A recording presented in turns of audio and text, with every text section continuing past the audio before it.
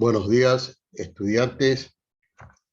Hoy, jueves 11 de noviembre de 2021, continuamos trabajando en este día con la asignatura de estudios sociales. En este día vamos a ver el tema la expansión del sistema educativo y la participación femenina. Esa palabra expansión nos da pues a entender algo pues grande, ¿verdad? Que se expande, ¿sí? A nivel de todo un país. Por eso dice la expansión del sistema educativo y la participación femenina en aquellos tiempos. Estamos hablando de muchos años atrás. Los cambios en la educación. Inclusive, antes de que Ecuador fuera una república, en la Gran Colombia existían leyes e instituciones para administrar la educación, como era la Dirección General de Estudios. Ya en la época republicana, en el año de 1836, y bajo el gobierno de Vicente Rocafuerte, se crea la Dirección General de Instrucción e Inspección de Estudios para cada provincia y el decreto reglamentario de instrucción pública. Hay que recordar la gran influencia de la Iglesia en la vida cotidiana de la época. Administraban registros de nacimiento, cementerios y educación. Los cambios implementados a la raíz de la Revolución Liberal significaron un avance importante en cuanto al sistema educativo y la participación femenina en la vida pública y política del país. En esos tiempos, estamos hablando de muchos años atrás, en el año de 1836, o sea, la mujer no tenía mayor derecho a la participación en la vida pública y política del país, ¿verdad? Mira cómo los tiempos han cambiado, ¿sí? ¿Por qué? Porque la mujer también se ha preparado, ¿sí? Vamos a continuar. Dice, el artículo 36 de la Constitución de 1897 dice que la enseñanza es libre. En consecuencia, cualquiera puede fundar establecimientos de educación e instrucción sujetándose a las leyes respectivas. La enseñanza primaria es gratuita y obligatoria, sin perjuicio del derecho de los padres para dar a sus hijos la que tuvieren a bien dicha enseñanza, y la de artes y oficios serán costeadas con los fondos públicos. Estas medidas fueron un gran salto en la inclusión de varios sectores que hasta ese momento estaban relegados dentro del sistema educativo.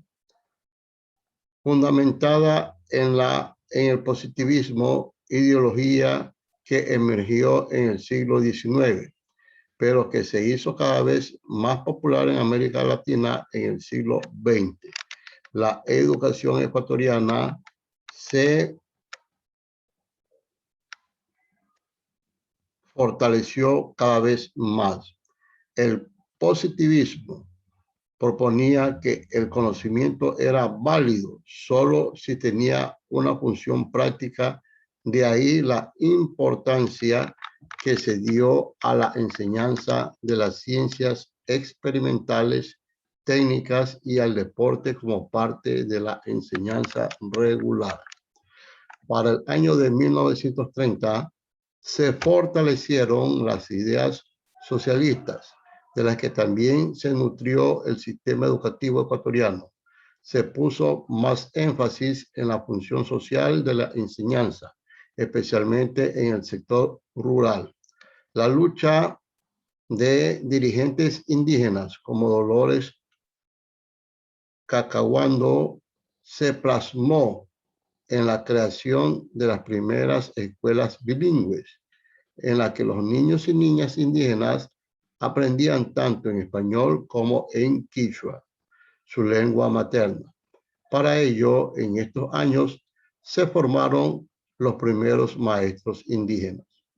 Así, la educación pública se expandió, al igual que en otros. El sistema educativo público tendía a alcanzar el mayor número de personas y el pénsul de enseñanzas enfatizaba el amor al país y a sus símbolos y valores patrios. Para el año de 1944 terminó la larga disputa entre el Estado y la Iglesia Católica por controlar la educación y la enseñanza religiosa. Quedó circunscrita al ámbito privado. Por su lado, el Estado dio ciertas libertades en cuanto al pénsul que las instituciones educativas religiosas podían seguir. Sin duda, en la primera mitad del siglo XX, el sistema educativo ecuatoriano dio grandes pasos, pero todavía quedaba mucho por hacer. Como podemos observar aquí, mira que los gráficos nos ayudan bastante, ¿verdad? Aquí vemos indígenas, ¿sí? Porque esta foto parece que es de una población indígena de la serranía ecuatoriana. Continuamos. Dice, mujeres ecuatorianas y su participación en la vida pública de la nación. A lo largo de la historia, las mujeres ecuatorianas se han caracterizado por ser sujetos activos de la vida pública de la nación. Si bien los estudios históricos todavía no han sacado a la luz su participación en toda su magnitud. Sin embargo, de diversas maneras, muchas de ellas desde la colonia, luego en la independencia y durante la primera etapa republicana, han sabido hacer escuchar su voz, defender sus derechos y hacer propuestas de cambio. Esto no significa que las mujeres hayan estado en igualdad de condiciones que los hombres, pero sí que varias de ellas buscaron mayor equidad. O sea, estar pues a la misma altura en preparación que los hombres, ¿verdad? Eso significa equidad. En el año de 1925 y 1960 no fue la excepción.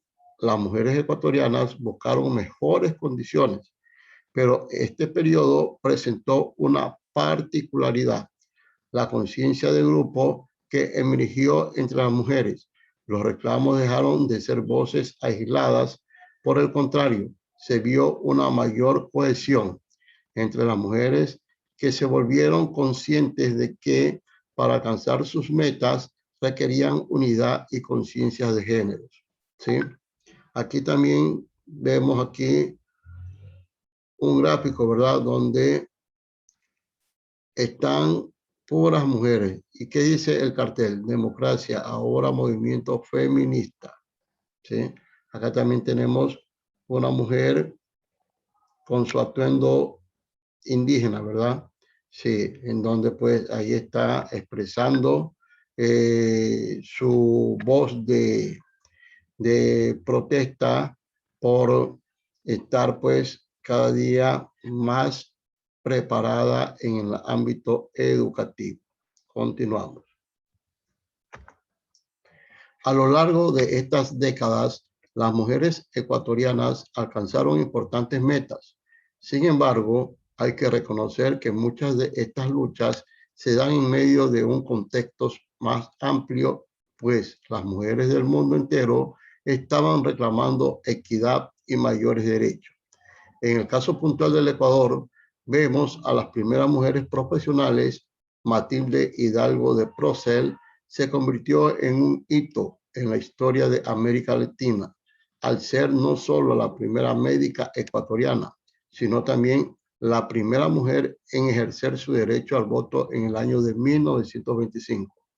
Pero estos eventos no son hechos aislados, sino que están vinculados a un crecimiento intelectual femenino y a un compromiso político. Así, por ejemplo, Zoila Ugarte de Landívar, una reconocida periodista, reclamó en el año de 1905 la necesidad de que las mujeres participaran en la política nacional.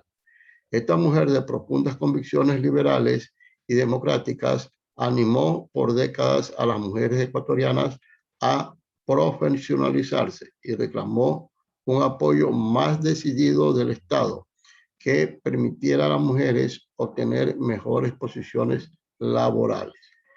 Como podemos aquí observar en la gráfica, dice: las primeras abogadas, médicas y profesionales se estaban graduando de las universidades europeas y estadounidenses. Dice también acá: en la Revolución Mexicana, las mujeres participaron decididamente en la lucha armada. Luego tenemos otro que dice: antes de 1920, en muchos países de Europa ya se había concedido el voto a las mujeres. En Estados Unidos se les concedió en el año de 1920. La situación de la Primera Guerra Mundial determinó que las mujeres de estratos intermedios se insertaran decididamente en el mundo laboral. Y otro tenemos acá: la Unión Soviética movilizaba a las mujeres como una fuerza laboral importante. La publicidad que se desplegaba desde el Estado favorecía la inserción laboral femenina en igualdad de condiciones con respecto a los hombres. Estos mensajes que observamos aquí, pues, son mensajes que vienen desde países europeos, viene también de acá de la Unión Soviética y también países de acá de la América del Norte, como en el caso también tenemos de la América del Sur, en México también. O sea, son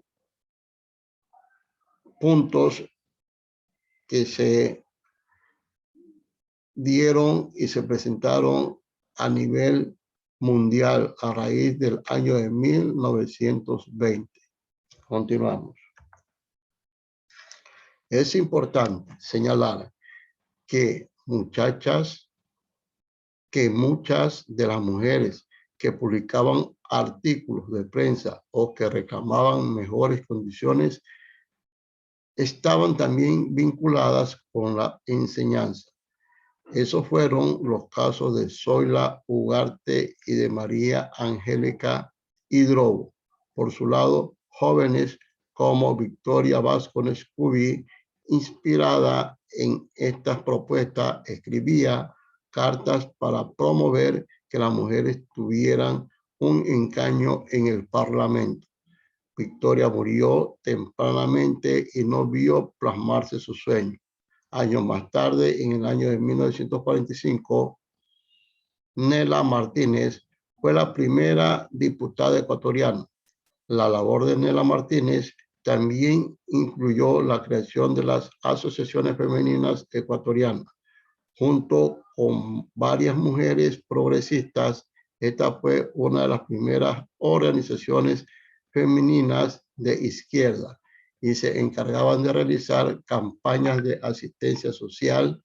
Se podría también mencionar a muchas otras mujeres que, con base en sus convicciones conservadoras, liberales o socialistas, impulsaron a las mujeres a que tuvieran una mejor condición y alcanzaran mayor equidad.